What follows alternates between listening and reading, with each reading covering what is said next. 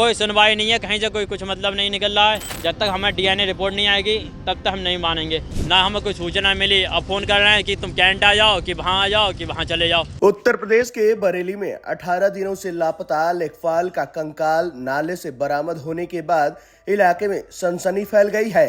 नाले के पास से ही लेखपाल के कपड़े बरामद हुए हैं, जिससे परिवार के लोगों ने कंकाल की पहचान की है। वहीं मौके पर इधर उधर हड्डियां फैली हुई थीं। फिलहाल पुलिस ने मामले में 2 आरोपियों को गिरफ्तार किया है, वहीं अभी भी 2 फरार हैं। वहीं परिवार के लोग कई बार पुलिस और विभागीय अधिकारियों से इस बारे में शिकायत कर चुके थे, लेकिन कोई कार्रवाई नहीं हुई। अब लेखपाल का कंकाल मिलने के बाद परिवार में कोहराम मचा हुआ है। वहीं पुलिस मामला दर्ज कर जांच पड़ताल में जुट गई है। वहीं आपको बता दें कि 27 नवंबर को लेखपाल मनीष चंद कश्यप जमीन की पैमाइश के लिए गए थे, लेकिन उसके बाद वापस घर नहीं लौटे। परिवार के लोगों ने कई बार पुलिस में शिकायत भी की, अधिकारियों से भी कहा, मगर लेखपाल का कुछ पता नहीं चल सका। आखिर में अब नाले से लेखपाल का कंकाल बरामद हुआ है। वहीं मृतक लेखपाल के परिजनों का आरोप है कि बरेली में कटरी स्थित 250 बीघा जमीन को लेकर विवाद चल रहा था। इसी को लेकर लेखपाल की हत्या की गई है, क्योंकि वह उस जमीन की जांच कर रहे थे और रिपोर्ट शासन को भेजने वाले थे। दावा किया गया कि करोड़ों की जमीन के लिए लेखपाल को रास्ते से हटाया गया है। वहीं मीडिया से बातचीत करते हुए पुलिस के क्षेत्राधिकारी आशुतोष शिवम ने बताया कि इस मामले में 2 लोगों को गिरफ्तार किया गया है। वहीं पकड़े गए आरोपियों ने बताया कि उसका लेखपाल के साथ उठना बैठना था।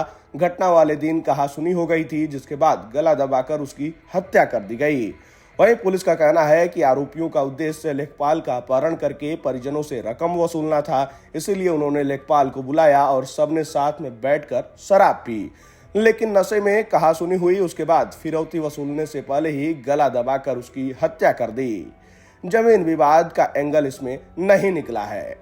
वहीं आपको बता दें कि मृतक के परिवार वालों ने आरोप लगाया कि लेखपाल मनीष चंद कश्यप 250 बीघा जमीन की घोटाला की जांच कर रहे थे और जांच रिपोर्ट जल्द ही शासन को भेजने वाले थे, लेकिन इसी बीच तहसील परिसर में उनका अपहरण कर लिया गया और फिर हत्या कर दी गई। वहीं परिजनों ने यह भी आरोप लगाया कि कई बार अधिकारियों से गुहार भी लगाई, शिकायत भी की, लेकिन कोई कार्रवाई इस मामले में नहीं हुई। कोई सुनवाई नहीं है, कहीं से कोई कुछ मतलब नहीं निकल रहा है।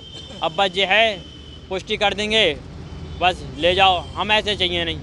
जब तक हमें डीएनए रिपोर्ट नहीं आएगी तब तक हम नहीं मानेंगे। ये बताओ, आप कितनी देर से यहाँ खड़े हैं और आपको ना कपड़े दिखा रहे हैं, ना डेड बॉडी कुछ दिखा रहे हैं, पुलिस क्या कह रही है? हमको तो कम से कम 2 घंटे से ज़्यादा हो गए, ना हमें कोई सूचना मिली। अब फोन कर रहे हैं कि तुम कैंट आ जाओ, कि वहाँ आ जाओ, कि वहाँ चले जाओ। क्या बोल रहे हैं अभी अंदर? और अंदर रखी है, लेकिन बुला रहे हैं कैंट, कि कैंट थाने आओ पंचनामा भरने। हम ऐसे पंचनामा जब हम जाने ना पहचाने ना, क्यों हम बुला रहे हो हमें? वहीं परिवार के लोग लगातार आरोप लगा रहे हैं कि गांव के प्रधान समेत कुछ लोग हैं जो लेखपाल की हत्या करना चाहते थे। उन्हीं लोगों ने लेखपाल का कत्ल किया है। वो तो लेखपाल साहब को पता है। अब 2-3 लोगों के नाम भी इसमें खुले हैं। प्रधान है कपूरपुर के प्रधान है, खलपुर के प्रधान है, 2-3 गाँव के प्रधान मिले हुए हैं। ओमवीर सिंह है, ओमवीर कश्यप है, कई लोगों का मिले हुए हैं। हरिराम साहू हैं जो खलपुर के, वो मिले हुए हैं। कपूरपुर के प्रधान है राम रहीम, वो भी मिले हुए हैं। कई लोगों को मिले हुए हैं और हमने कई लोगों के बारे में बताया भी था, क्योंकि वो एक जमीन घोटाले की जांच कर रहे थे। वहीं जांच की रिपोर्ट ऊपर तक भेजने वाले थे। फिलहाल जिलाधिकारी रविंद्र कुमार ने कहा है कि मामले की जांच कराई जा रही है। जांच के बाद उचित कार्रवाई की जाएगी।